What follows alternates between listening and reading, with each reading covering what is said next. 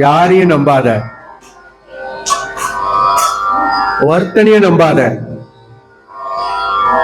நாமம் போட்டவனையும் நம்பாத, பட்ட அடிச்சவனையும் நம்பாத. எல்லாமே வேஷம்.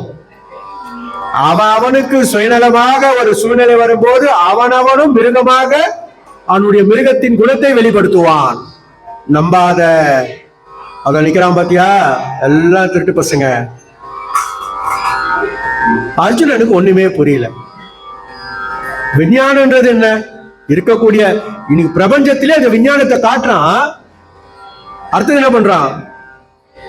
ஞானத்தை சொல்றான். இதாண்டா புரிஞ்சுக்கோ, எல்லாமே பொய், நீயும் பொய், சுத்தி இருக்கிறது எல்லாம் பொய், உன் கூட உயிர் நண்பன் சொல்றன அதுவும் பொய், எல்லாமே பொய்டா அர்ஜுனா.